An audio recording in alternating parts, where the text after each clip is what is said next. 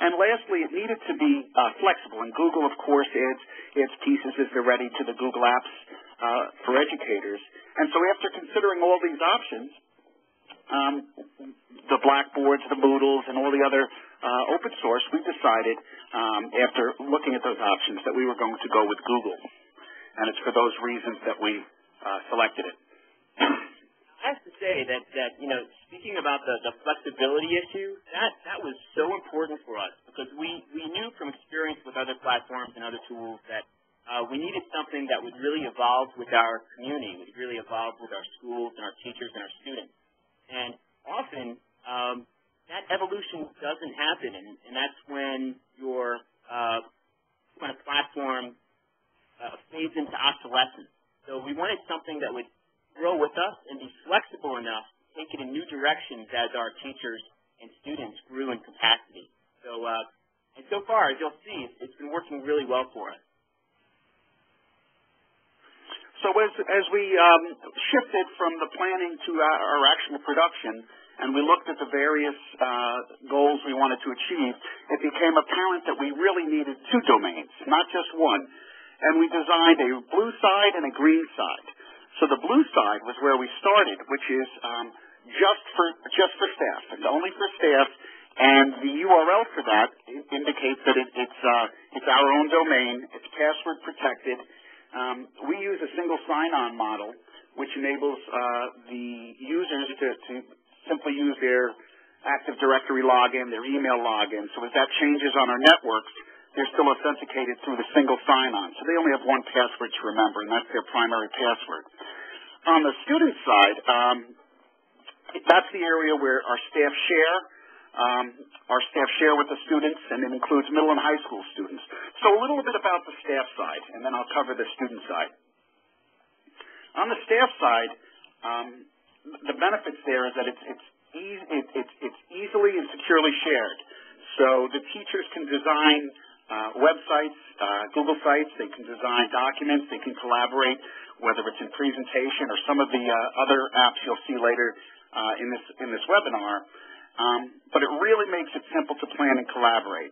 And the scheduling can take place anytime, anywhere. So we have a lot of teachers who work in the afternoons from home or in the evenings, whatever hours.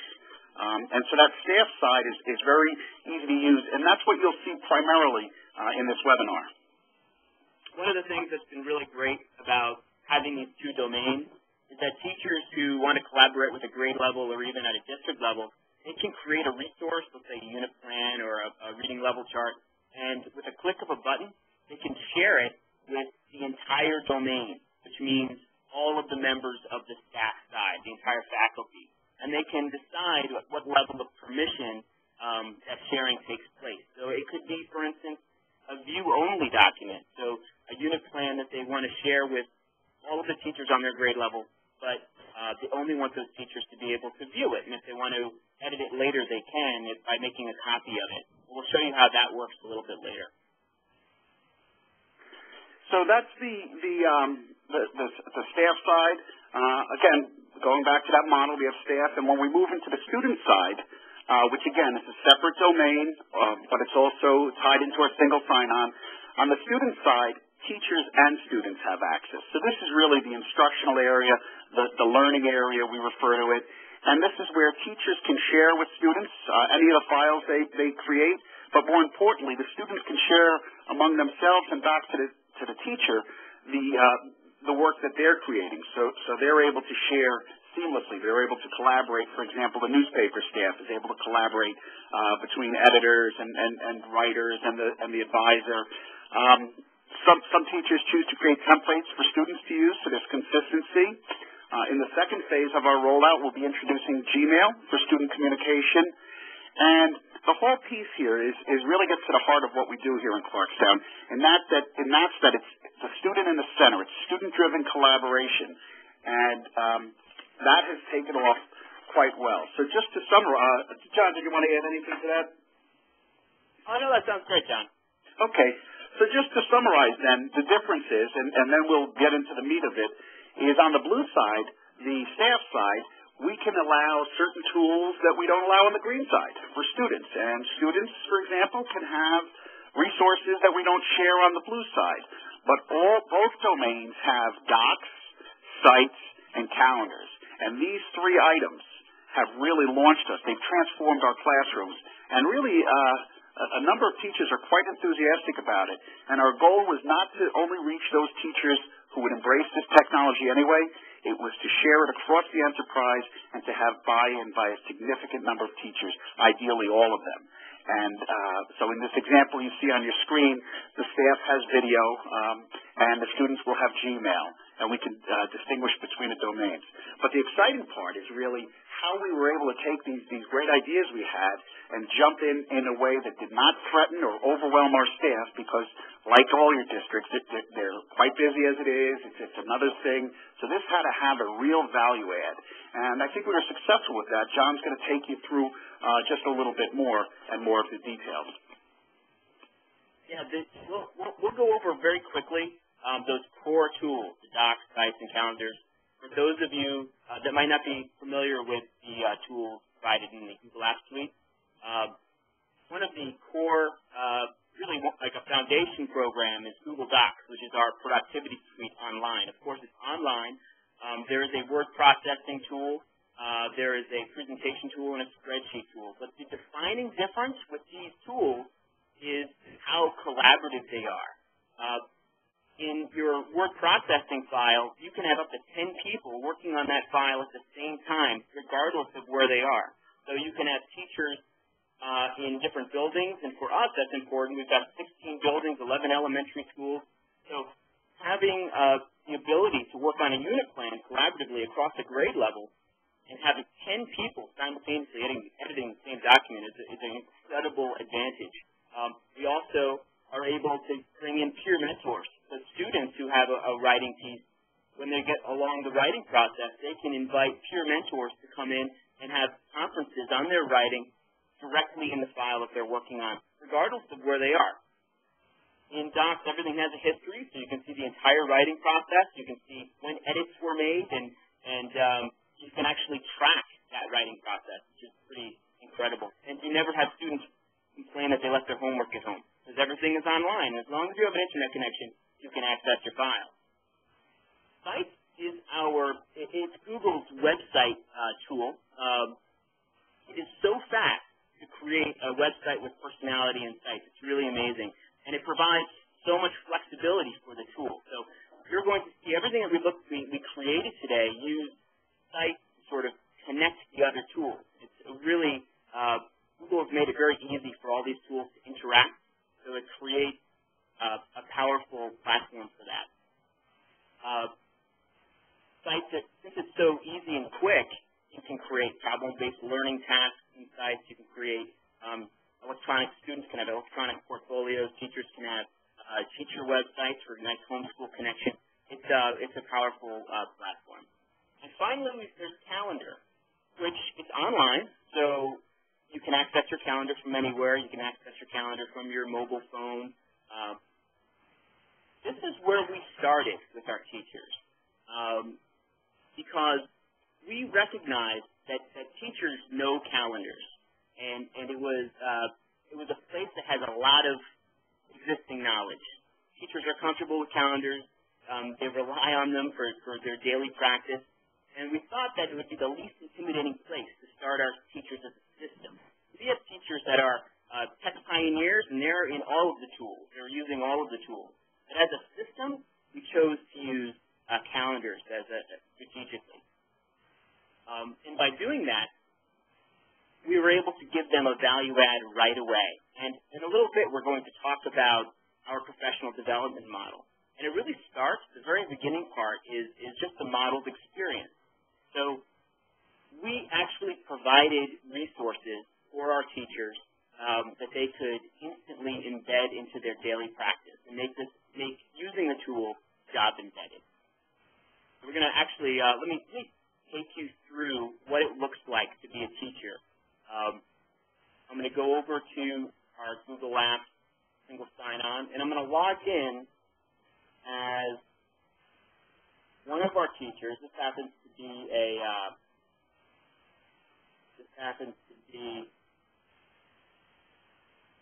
a biology teacher in our district, that she does not have the elementary resources that all of the elementary teachers have right now.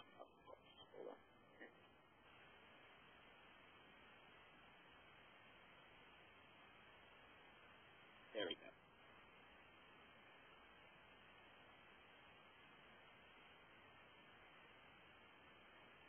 Every teacher starts off with a unified start page so that we can all have a common language, a common vocabulary when we're navigating the system. This is the staff side, so no students are in on this side of our Google Apps system.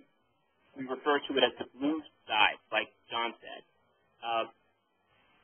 From here, we would actually introduce our teachers to the start page, show them the different components, but we wouldn't talk about all the tools yet. At first, we just introduced it as a calendar. It's only a calendar. And right from the beginning, we would tell them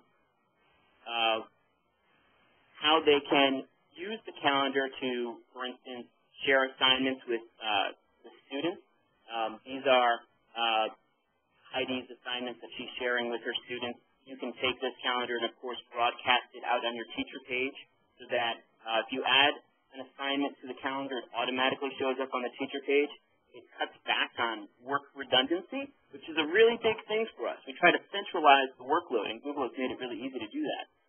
Now, what we've done for our elementary teachers, after we show them how they can create calendars, how they can share them with one another, they can create planning calendars with their grade level, we show them how, right from their start page, this common start page, we have a public calendars link. This is created in Google Sites, and these are all of our curriculum calendars, K-5, for our students. So I could, for instance, go into a third grade math calendar. This is the scope and sequence for our third grade curriculum for math. And on the bottom, I can click this subscribe button, and it automatically will add it to my calendar. So as soon as I did that, I took the centralized resource that's managed by our math coordinator, Dr. Strayton, and I was able to add it to my own. So if something changes in the curriculum, it'll automatically change on this calendar. The teacher doesn't have to worry about going into the calendar and making adjustments. It's centralized. And when I sit down to plan for next week, what I'm going to be doing in math next week, I can simply just turn on the math curriculum calendar. I can look at the month view and see what's occurring next week. I can go to, for instance, third grade math unit 8, multiplication and division. And if I click on the event, I'll actually see a summary of that unit. So it distills it for me and gives me layers of information. Typically in curriculum mapping software, you get all the information at once. And we found that that was not the most effective way for our teachers to plan. They wanted levels of information. They wanted levels of access. They could drill down as deeply as they needed to, depending on where they were in their planning process. So this is our at a glance for this unit. But you'll notice at the top, there's a link to the resource page. This link actually opens up another Google site, and it opens up that unit, so the unit for multiplication and division, patterns and strategies. So if I click on that, we go to a Google site that was for third grade math, and if you look on the right here in the navigation, we're in Unit 8. So all of the units happen to be here. That calendar links you directly to this page. And that's an important point with our teachers, because if we simply presented the resource at this starting point, clearly it would be overwhelming, particularly as John walks you through the other parts. To prevent that overwhelm, we kept going back to the idea, it's just a calendar. So when prior to John linking to this page, when he's at the calendar, if that first link a teacher makes, when they jump from third grade math unit 7 or 6, when they first click there, what they see is just that overview, and that's so important, because if you look at this, and if you've been teaching the curriculum for a while, it's there in a nutshell. So for some teachers, they stop there. And that's mission accomplished. They've used the tool to get the resources they need. But for others who want to dig deeper, we share with them that there are resources. It was important that they realize these were scaffolded in a way that provides richer and richer resources to further you dig, because we've had feedback that says, well, sometimes it seems like there's too much there. And that's an interesting problem to have. That's an interesting dilemma to have. But by drilling down bit by bit, it really provided them with a comfort level that they could stop here, or I'll let John go back to it, they could click here for the resources and move on. So this is our modeled experience. We put these resources in place for our teachers to use. And by doing that, we show them how calendar can be centralized, how calendar can be leveraged, and we provide a back door into Site, and we provide a back door into Google Docs as well. Now, this is a unit summary page for our English Language Arts curriculum, Unit 6. I'm going to go to the resource pages for that particular site. And you'll see that it looks very similar to the math site. On the top left, we have links to our state standard and our Charlotte Danielson framework for teaching. If I scroll down a little bit on my curriculum page here, I've got my curriculum map fed directly in to my unit page site. So my teachers don't actually have to go into the curriculum map. The curriculum map is brought to them. It becomes part of their planning experience, because on the right side, I've got resources. In this case, it's broken down by report card strand. So at the top, I've got my assessment broken down by report card strand. If I scroll down, I've got other resources for classroom use, for direct student use, rubrics. These are the things that they'll actually be using to plan for next week. And right alongside those resources is the curriculum map. Now, this curriculum map is a live document. If we change the curriculum map over the summer, it automatically changes here. It's being fed into each unit page. So every unit page has a curriculum map like this. I could, for instance, go to Unit 1, launching the workshop, and you'll see it has the same format. It's standardized so that our teachers can follow along, whether or not they're in the math, social studies, science, or ELA unit pages. And we've got our curriculum map for that particular piece, the assessment. You'll notice that in these boxes, many of the files that are here are actually inside, they're doc files. And that brings us to our next layer of professional development. If I scroll down here, I'm going to go to our unit. These unit plans were really important for us. We provided our teachers with, our learning facilitators provided our teachers with templated unit plans. And then after we rolled out the calendar, it's just the calendar, we used our curriculum system directly with our teachers in all of our professional development opportunities from that point on. So if a teacher came in to plan their launching unit for the next year, we would use we'd have them go into their calendar, open up the launching unit, and then show them that we've got unit plans already set up for them, our learning facilitators, to put them together using Lucy Calkins' units of study. And we would click on, for instance, this launch. Now, this is a template file that's been shared out with the district. So Heidi, who was our biology teacher, has never clicked in on the launching the reading writing workshop for 3 to 5. But I can get there because it's been shared with our domain. And you can see that Kelly Dowd is the author. She's one of our learning facilitators. She's the author of this particular unit of study. And a teacher can take a look at what Kelly has done and what, is a nice start for a launch in the workshop.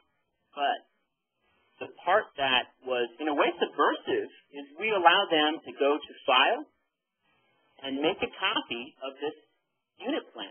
And as soon as they make a copy of it, they can stand on Kelly's shoulders and make that unit plan their own. So this has helped us bring our teachers so far in terms of our professional development, because we give them a good place to start in our modeled experience. And then we give them a shared experience in an in-service course or a workshop where they can use these templates under the help and the direction of the learning facilitator or curriculum coordinator that is guiding the professional learning opportunity, and they can take that template and actually make it their own. So right now it says copy of Unit 1 up here. I can actually click that and say, this is now Heidi's Unit 1. I'll say Miss Lappy. And she now owns this unit plan. And what we would do in that in-service is every teacher at a common grade level would actually make one unit plan copy, and they would share it with their peers at the grade level, and then they would plan the unit plan together. So now that I've made the copy, I own this document now, and I can take this starting place and move it in a new direction, make it my own. That was a really important piece for us. We'll go back to our unit plan, our unit page here. So another nice thing about that is, as Kelly, our learning facilitator, grows in her professional learning, she can change that unit plan. That unit plan that we looked at, it's a live document. Kelly has editing rights to this unit plan, and if she changes it, if she wants to take it in a new direction, it'll automatically change for every teacher that looks at that file. So we don't have to worry about redundancy. You know, that common problem of, you paperclip things to a map or some other resource, and then if something changes, you have to figure out all those places that you paperclipped that file. We don't worry about that anymore because our files are centralized. So a reading level chart, if a reading level chart changes, I don't have to go into every grade level, K, 1, 2, 3, 4, 5, all the units that it's attached to, and update the file. I update the master file, and it automatically feeds out and updates in all the places that I've attached it. Okay, so that's sort of how we connected the calendars with the unit plan. John, what do you think? Do you think I should go into our I want to be sensitive to questions that may be coming from the group. Well, why don't we take a quick look at this gives an overview of how that tool was used with the teachers for the curriculum portal. But why don't we give the group a quick sharing of how we use that in another environment, such as for example, the standard space elementary report cards. That might give a different angle for how it's used, and then we can take some questions. So we have created this curriculum portal, but we were talking about flexibility. We've been able to leverage this platform for many different initiatives, including our standard space report card initiative that we rolled out towards the end of last year. And I'd like to let you know that there's a lot of resources up here, and it looks a little overwhelming, but it was because it's so collaborative, a team of people was able to work on this at the same time and really move this in this direction very quickly. We started this whole project last January. So learning facilitators, curriculum coordinators, curriculum committees, all of those stakeholders worked on these sites. Now, if I go back to our start page and I click on our standard space report card, you're going to see another Google site that we've been able to link directly to our page here. And I can go to any grade level. Let's stick with third grade. And I can see the rubrics and the overviews for each curriculum area. Now, this was gigantic for us because we were able to use a committee to create these rubrics very quickly. Because in the past, you would all have your own document. In this situation, if I go to the third grade science rubric, this rubric can be collaborated on by, sorry about that. I got to log back in here. That rubric was collaborated on by a team of teachers. Let me log back in.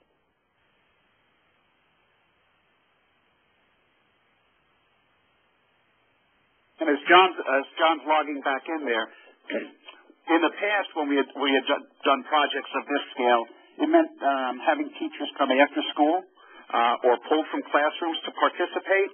And the challenge of getting back on task and getting back on the same page and needing that face time, it was a challenge. It would have extended the project significantly.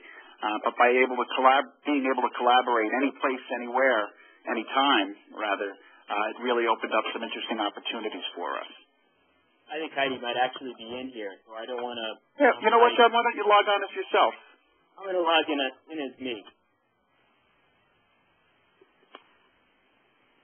Okay. I don't want to crowd Heidi out if she's planning. We've all got a snow day, as many of you probably do, so I'm working from the comfort of my home right here. And Heidi is working from the comfort of her home, so she might actually be in the system working on things as we speak. All right. Which is the beautiful thing about it. So here's our rubrics for science. Now this is actually all three of our marking periods. We have a trimester system.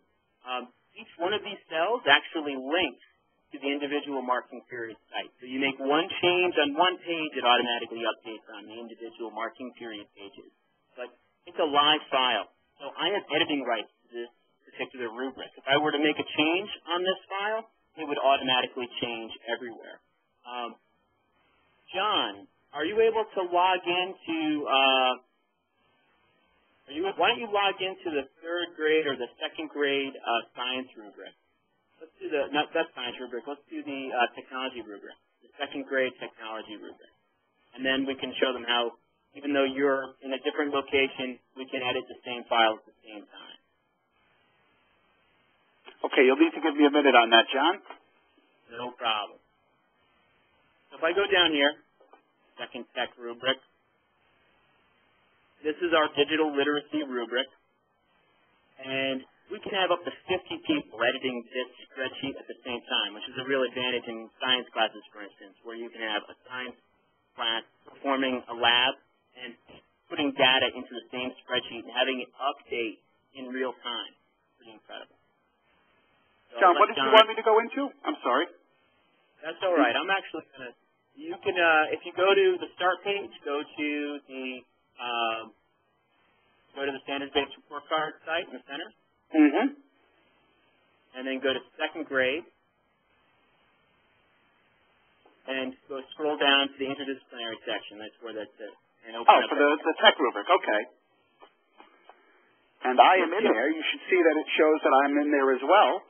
And I'm going to make a little change. And my change will be, let's see if you can find it. So it's in that second paragraph, or with a smart board. I'm going to change it to a smarter than usual board, because I know no one will be in there today. So you can see that this cell is grayed out for me, and I can actually see that John Clarkstown was viewing. And if I roll over this green cell, right now, John is in this cell. He's editing that cell. And he just changed this one to be smarter than usual board in class. So he was able to edit that field in real time.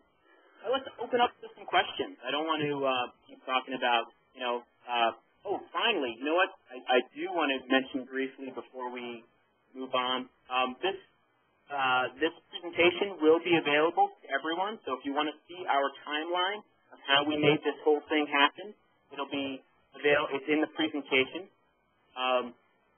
What we have stayed true to is this gradual release of professional learning. So the modeled experience is really where we started with providing resources and calendars for our teachers.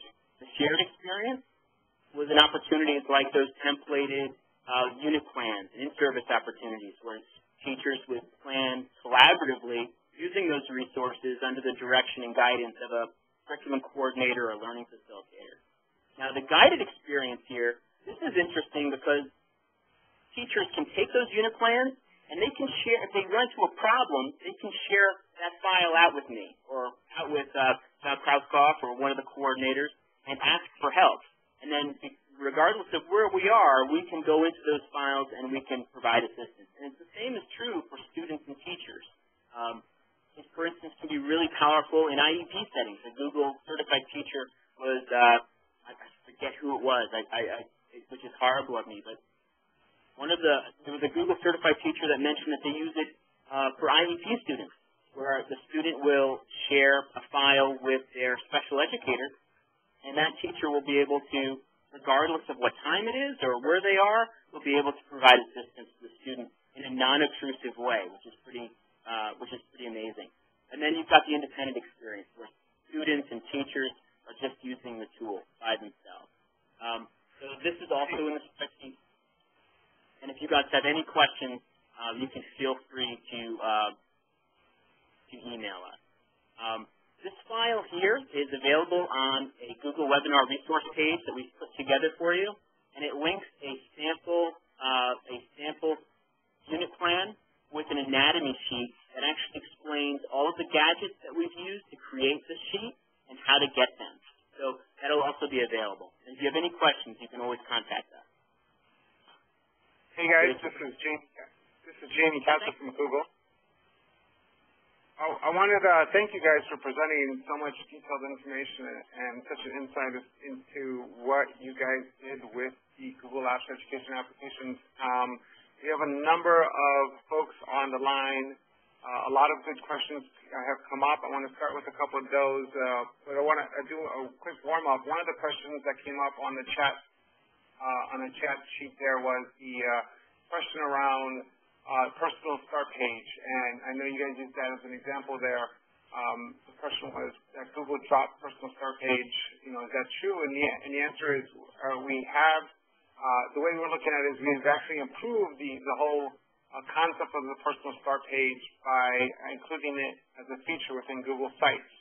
So I just wanted to make sure everyone understood that you can.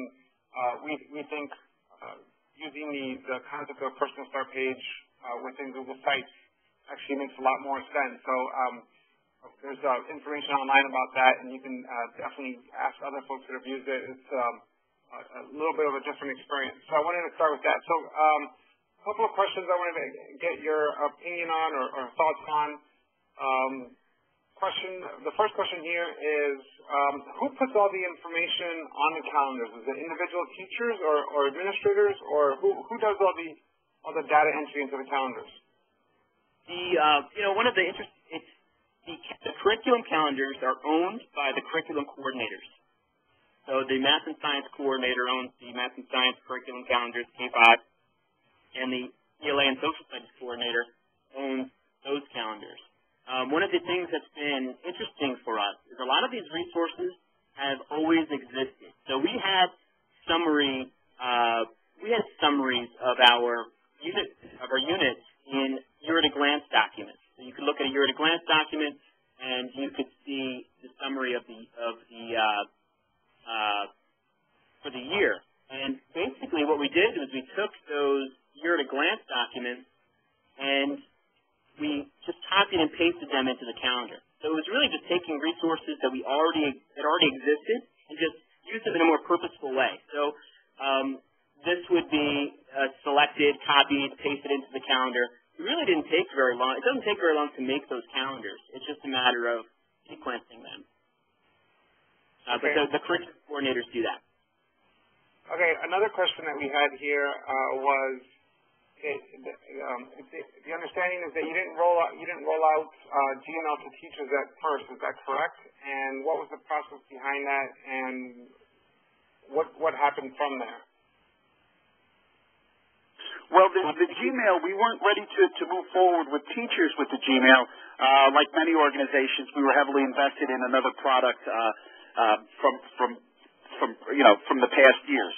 However, the students do not have email in our district, so it was a natural place to start giving them a Gmail. We have not yet finalized that. That's going to be the second rollout. We're just finalizing some decisions regarding retention guidelines that we need to follow. So it's there for us, and of course, in the third or fourth phase, we'll consider using Gmail once we have everyone on board and don't overwhelm them with another change. But the next step for Gmail will be the student side. And we're using Postini with that too, because Postini is free for Google Apps users. So whereas because we're using a different product for our staff email, Postini really is a best-in-breed email filtering service. So we're using Postini for our other system as well, but we have to pay for it. For the students, it's bundled in because we'll be using Clickstini with Gmail. So that's going to provide us with really granular controls over how the student side email is used. All right, now we're gonna pull some questions off a moderator. These are some of the questions that some of the participants have posted and voted on, and these have risen to the top of curiosity. So I'll start with this question.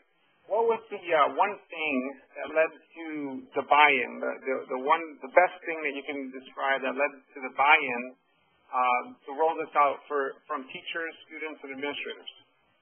Well, I can speak from the student and the teacher perspective. I'll let John take the administrator side, but by ensconcing everything, you know, we looked at a lot of tools, like John had mentioned, and Google Apps just made sense to us. So when we chose Google Apps, there wasn't a reason yet for our teachers as a system to use it. So we put it at the center of our curriculum. And by putting it there, it made it purposeful. It made it job embedded. So, you know, by starting as a calendar, it wasn't intimidating. And then from there, it's become the center of all TD, the center of all curriculum work. Everything streams through it. It's always updated, and that's how it's, you know, really taken off. And it's important not to underestimate, you know, this is a change of a second order, and it impacts everyone in our organization. So we also worked hard with the administrators, not to have them be bystanders. They're not spectators. And so we embedded it in some of our practices as well. But certainly it was almost a standing joke in our district where we'd say, well, you know, it's just a calendar. And by really keeping that as the focus, we didn't overwhelm. We always went back to that calendar metaphor, and it's worked. And it's worked in ways where other systems have failed. So if the question was the surest way to get the buy-in, we included lots of people in the very beginning. We listened to them. We meet again and again, look at other products. And the best just rises to the top. And in this case, it was Google. So for a variety of reasons. So we had the buy-in. And then to have it successful across the organization, we really made it purposeful for the teachers and the administrators. Thank you. I should also mention that we're obviously not going to get through all the questions in the next 10 minutes or so. So I want to let everyone know that those questions that aren't answered during this time will be answered by the Google team and the Clarkstown team. We're going to go through those questions, answer them, and then we'll send out the full question and answer transcript at some point today. The next question comes up often when from the folks, the participants that we have. Also, I hear a lot on the road when I'm talking to school districts, and it revolves around training. Can you talk a little bit about how did you handle training for teachers, for students, for administrators?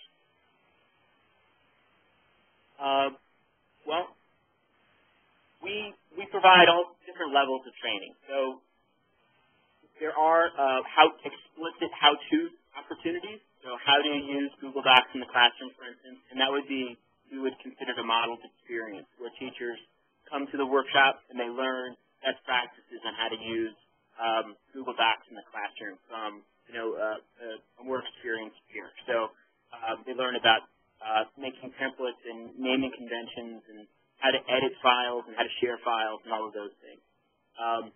But then we keep coming back to that shared experience, so that it's not only an explicit training, but it's also when they go to the poetry workshop takes place in Google Apps.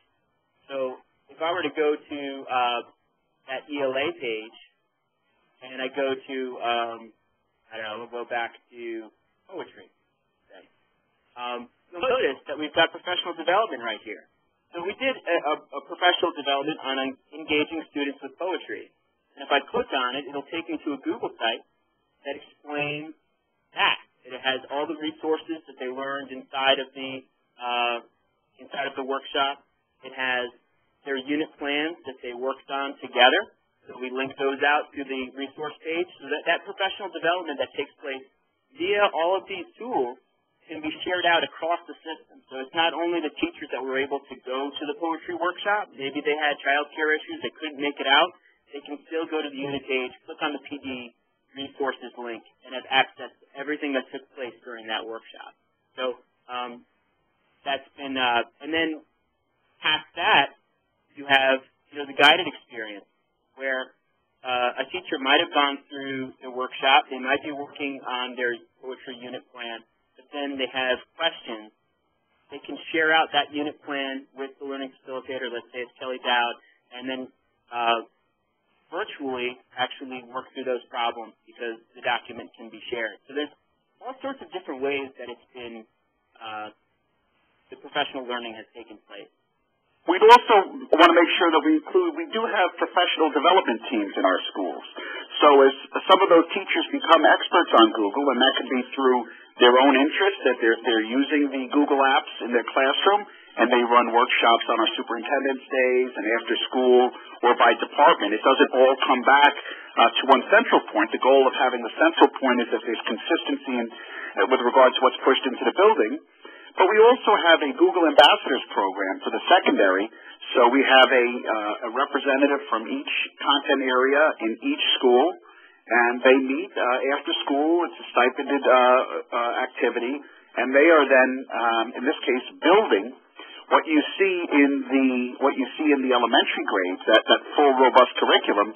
They're doing that now for the secondary and making great strides. It looks different, of course, but they're making great strides in that. And then they are also the people who share within their departments, within their teams, and so it does get traction at the building level, because without representation and strong leaders in the building pushing this forward through the curriculum, it's really not as sustainable. So it's tying it into the curriculum and then having it have a purposeful use, and having people on board who can provide direction in the building.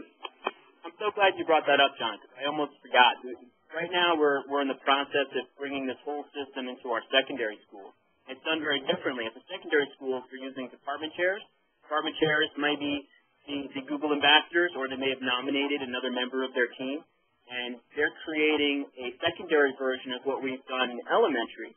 And it does look different, because what we said is it has to work for the department. So every department is figuring out what they need to put inside of their resource unit, what they need to put inside their unit pages, how they're going to share those out. Some teachers might put notebook files. Some teachers might put, presentations. They might put, in this case, stories, assessments, but it's based on the teacher. So in this case, English 6 is a different department chair. It's a different department. It's our middle school. Looks very different than, let's say, English 9. And these are all under development. So I can look here. Looks very different. They haven't put their map there. Maybe they'll do that later on, but it has to evolve with the community. So we're really big on that, and we're excited to see what the secondary folks do with these. Again, this is Jamie Castle facilitating this from Google. I just wanted to add from a Google perspective. Google Apps for Education looks a lot different today than it did when we launched it in 2006, just as Gmail looks different since we launched it in 2004. And our philosophy has always been to release new features every few weeks or so that we don't put a burden on training and development, so that these features that we release every couple of weeks spread virally, that's spread through shared knowledge, spread through shared experiences, so that once you get a general understanding and grip on how to use these tools, you don't have to wait, a year or two for a new version of the software, if you will, because we're releasing new features every couple of weeks. Just as a follow-up to that, have you guys found that in your networks, your teacher networks, administrative networks, where that type of, hey, look at these new features have been released, and how have you been using them kind of environment in your school system? Well, we've noticed that, fortunately, that's a great asset to us, because as we've moved along through the process, we'll have questions regarding to, for example, uploading files to share. And, gee, what do we do? Where do we store them? And suddenly, Google releases a feature that allows us to upload files of any type. through Google Apps and link to them. So we find that very much, we pick and choose what's available, but the fact that it's a living and growing organism is valuable to us because so are we. And we find that almost, I wouldn't say ironically, but it's interesting the way our users are asking us for features. Hey, how do we go about this? How do we go about this? And then there's a rollout, and very often there's a solution. So we find it useful. It's not overwhelming because people can choose to use it or choose to step back. John? Yeah, it's I guess it's in a way it's sort of like a mixed blessing, because sometimes you do have to go back and say, oh, there's a new way to do that now, guys. Like the Google Ambassadors thing. We started the Google Ambassadors for the secondary school at the beginning of the year. And when we started it then, during what we called Google Ambassador 1, you couldn't upload any file type. So now we're beginning Google Ambassador 2, and we're saying, all right, what we told you guys about those smart notebook files that we didn't have a place for, now we're going to do this. So we have to, it does mean that you have to continue to stay on the curve with Google. But that's a good thing for us because, like John said, we're an evolving community. So our needs continue to evolve. And we know that we're not going to get locked in a box, and that we don't have to pay extra for that feature. There's a lot of off-the-shelf systems out there that you want to do new things, you've got to pay for it. You got to pay for that module or whatever.